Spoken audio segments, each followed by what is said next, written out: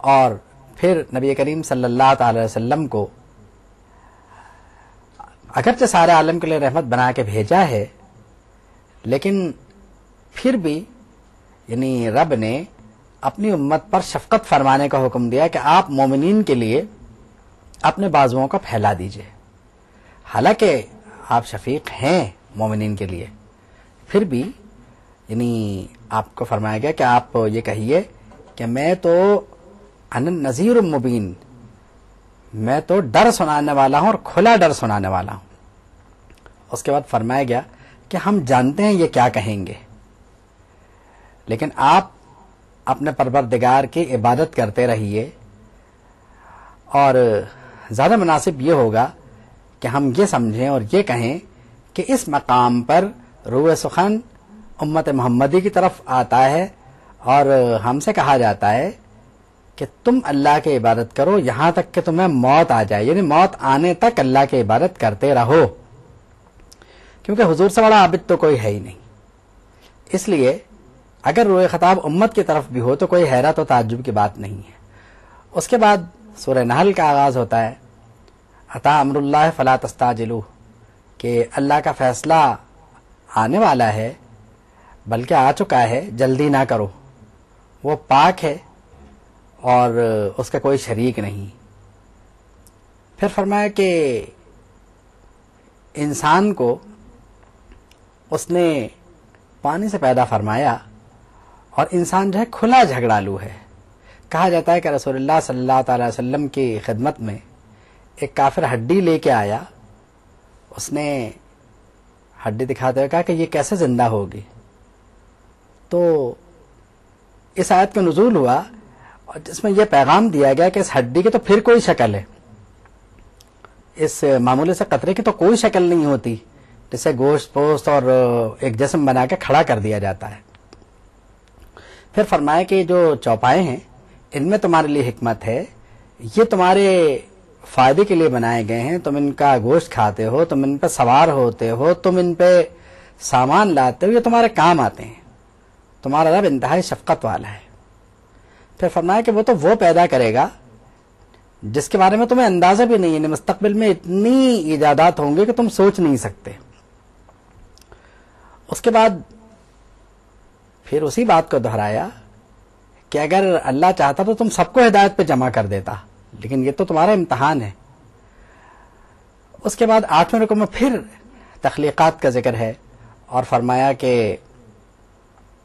یہ جتنی تخلیقات ہیں، یعنی بارش کا پانی جب آتا ہے، والذی انزل من السماء، جب بارش کا پانی آتا ہے تو پتہ نہیں کس کس طرح کے پھل پھول اور کھجوریں، انگور اور یہ سب جو ہیں وہ انسانی غذا کے طور پر استعمال کرنے کے لیے پیدا کی جاتی ہیں. تو عقل والوں کے لیے اس میں بڑی نشانیاں ہیں. پھر اللہ نے فرمایا کہ زمین میں پیدا ہونے والی جو مختلف 9 چیزیں ہیں ان کے رنگ بھی تو مختلف ہیں. یہ نصیحت والوں کے لیے بہترین نشانی ہے یہ بات کہ ان کے رنگوں کا مختلف ہونا. پھر فرمایا کہ جو چاند، سورج اور رات، دن، یہ سب اس میں بھی عقل والوں کے لیے نشانی ہیں، کیونکہ یہ سب مسخر کر دیے گئے انسان کے لیے ہیں. یہ سب یعنی سب انسان کے خادم ہیں. پھر فرمایا کہ وہی اللہ ہے کہ جو تمہیں سخر البحر، جس نے دریا کو، سمندر کو تمہارے لیے مسخر فرما دیا تاکہ تم اس میں سے جانور نکالو اور ان کا گوشت کھاؤ اور اپنے زیورات بنانے کے لیے اس میں سے موتی وغیرہ تلاش کرو. یہ بھی تمہارے فائدے کے لیے ہے.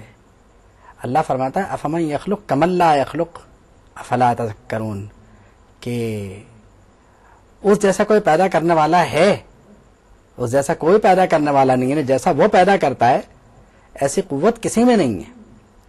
تو کیا یہ نصیحت حاصل نہیں کرتے؟ افمن یخلق، کیا کوئی ہے ایسی ایجاد کرنے والا، ایسا پیدا کرنے والا؟ تو یقیناً ایسا کوئی نہیں ہے. پھر فرمایا کہ اس کی نعمتیں تو بے شمار ہیں اور وہ بخشنے والا مہربان ہے، تم گن نہیں سکتے. اس کے بعد جو اگلا رکوع ہے 9واں رکوع، اس میں کفار کی فطرت بتائی گئی. کفار کی فطرت یہ ہے کہ جب ان سے کہا جاتا ہے کہ تمہارا اللہ اور تمہارا رب تو بس ایک ہی رب ہے جو واحد ہے، تو ان کے دل انکار سے بھر جاتے ہیں اور طبیعتیں غرور سے بھر جاتی ہیں. فرمایا اللہ کو غرور کرنے والے تو پسند ہی نہیں ہیں. پھر اگلے رکوع میں جنتیوں اور جہنمیوں کا ذکر ہے. متکبرین جہنم میں جائیں گے اور جو جنتی ہیں ان کی بھی وہاں پر خصوصیات ہیں کہ وہ کیا ہوں گے.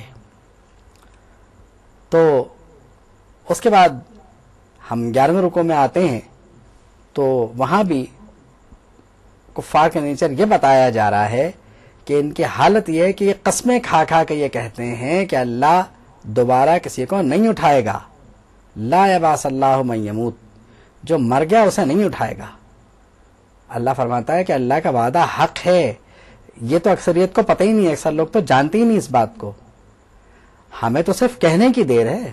انما قولنا لشیء اذا اردناہ، جب ہم ارادہ فرما لیں تو ہمیں کہنے کی دیر ہے. ان نقول لہ، ہم جب کہیں گے فیکون تو وہ ہو جائے گا.